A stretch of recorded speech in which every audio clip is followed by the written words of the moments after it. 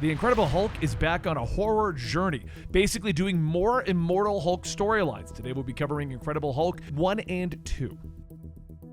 Deep in the woods of Kentucky, Bruce stops by a diner to grab a bite to eat. But when the waitress tells him to grab a seat, he tells her that he can't stay very long.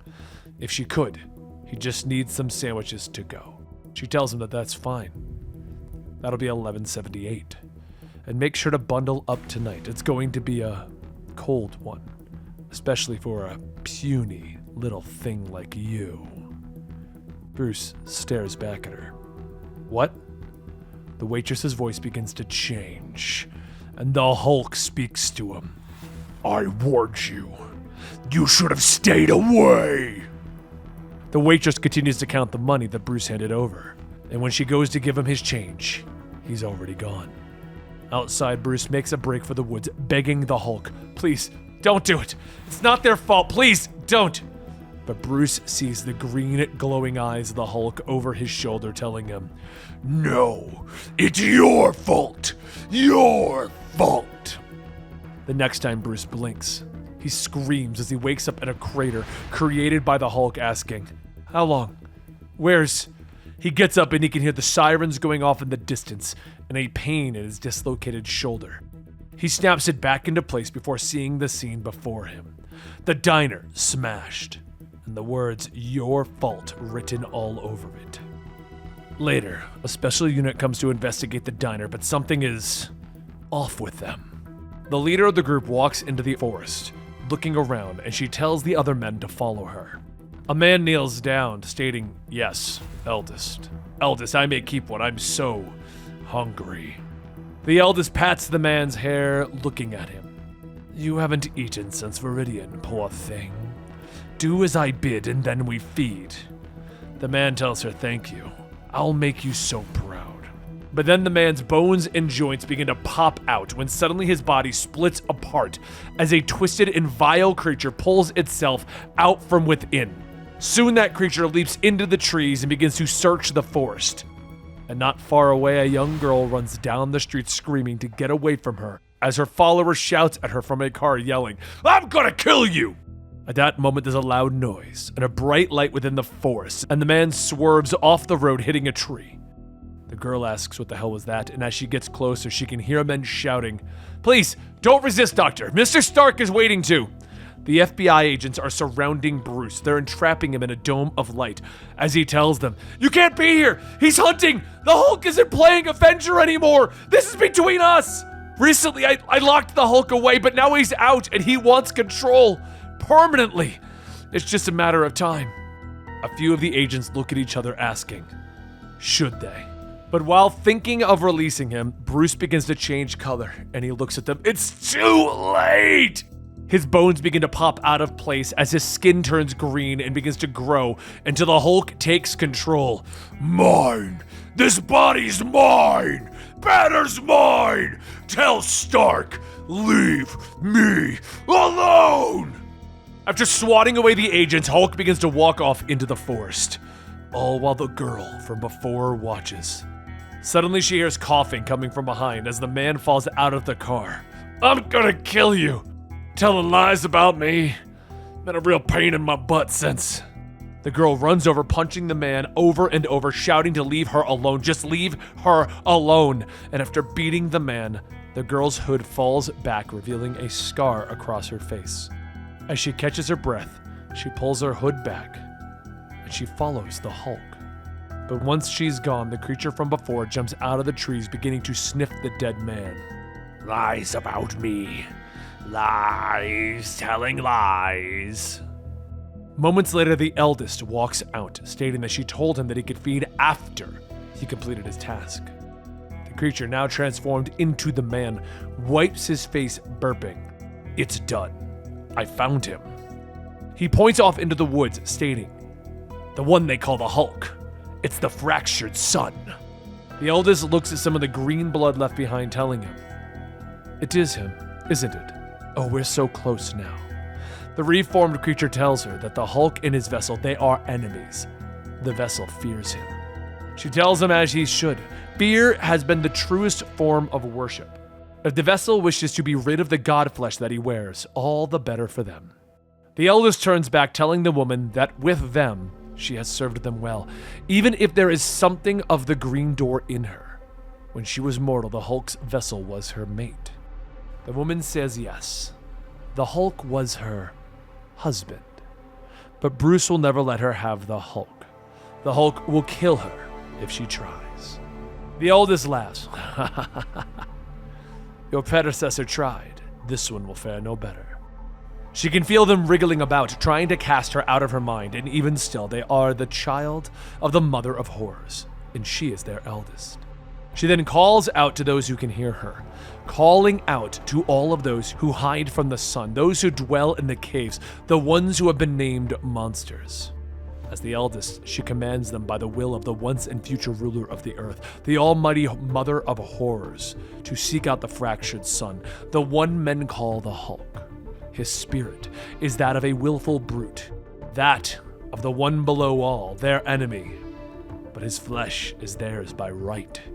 It is the key with which they will free the mother of horrors and usher in the new age of monsters. As time passes, Bruce wakes up in the middle of the woods when he sees a girl sitting there, stating that she was the one following him. Her name is Charlie. Your name is Banner, right? You're the Incredible Hulk? Do it. Change. Bruce gets up. You need to go home. I would rather have you not die, so go and forget about the Hulk. Bruce turns to leave and Charlie picks up a rock, throwing it. You change when you get angry, right? Come on, change. What's your problem? Are you trying to commit suicide by Hulk? I'm trying to save. But at that moment, a decrepit, rotting old man steps out of the brush. Hey, old timer, what brings you out this way? The old man turns. I'm going to the Red Creek. Going to see Sister Sadie and Brother Deep. Brother Deep's calling us home. Night begins to fall and Bruce sets up a campfire. And Charlie asks, does it happen often? You know, the dead guy thing? Bruce says that in his experience, monsters have a way of finding each other. And what is she doing out here? Is that a Captain America patch on her backpack? Is it just for pretty colors? What could a Cap fan possibly want from the Hulk? Well, Cap had Bucky back in the day, and Hulk's an Avenger too, aren't you? Sometimes heroes need partners, and then sometimes their partners grow up to be... Bruce realizes what is going on. Oh god, is this an Avengers tryout? Hulk is not a hero. He definitely doesn't need a sidekick. Now go home, it's not safe. Bruce then begins to get angry, and Charlie tells him to relax. But Bruce goes on shouting.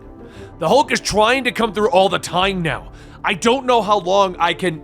But as Bruce gets closer to her, Charlie takes a step back, tripping over her bag, revealing her face. I'm sorry, I didn't mean to. Who did that to your face? She covers herself, stating that it was the home that he keeps telling her to go back to. She's here for the Hulk, not him. The Hulk's the strongest thing that she's ever seen. Being close to it makes her feel strong. He already saw that she's a monster, so she's allowed to want the awesome parts too. The two decide to try and turn in for the night, and Charlie begins to hear singing off in the distance. She gets up, asking if he's still there. Hulk? Banner? But the creature from before sits in the trees. You've been telling lies about me. Can't outrun family. Charlie looks up.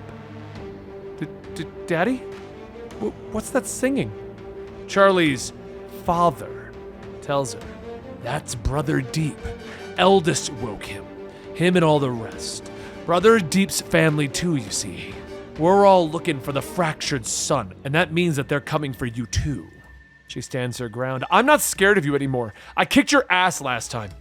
I'm strong now. But over with Bruce, he's having his own nightmare, waking up inside the ribs of a giant bird. He calls out to Charlie, but Hulk says that she can't hear him. Do you think you have a friend after what you did? After Betty? I won't let you forget. I'll never stop. I'll always find you, and soon, I'll be all that's left of you. The sound of a passing car over the bridge wakes Bruce up, and as he looks up over the hill, he sees a cop stopping with his lights on. The cop gets out asking, Are you thinking of spending the night down there? And Bruce explains that he just had some car trouble, and he was trying to get to the next town when the rain picked up. The cop then asks Charlie, Is this man your daddy? No, we're friends. Right. Well, it's not safe here. Why don't you let me give you guys a ride to town? Bruce smiles. Oh, that's all right. I appreciate it, but we'll be fine. And the cop puts his hand on his gun. It's not safe. Some nutcase burned a diner to the ground a couple of nights ago. I'm supposed to bring suspicious folks in. But you seem like the right sort, so how about I just get you to safety? Charlie whispers to Bruce to do something, but he shushes her. There's a real nice quiet town just up the road. Red Creek, where I was born and raised. Good, God-fearing people there, and revivals of the Red Creek Baptist ain't to be missed. Later on at the church, Sister Sadie is giving her sermon to all of the dead, rotting corpses, telling them, this is the day that we've always sung and prayed for. This is our day of resurrection. Hallelujah! Brother Deep's been resurrected. Brothers and sisters, by one of our own, one named the eldest, and we all serve him. But this day of resurrection ain't just ours. It belongs to our enemy as well.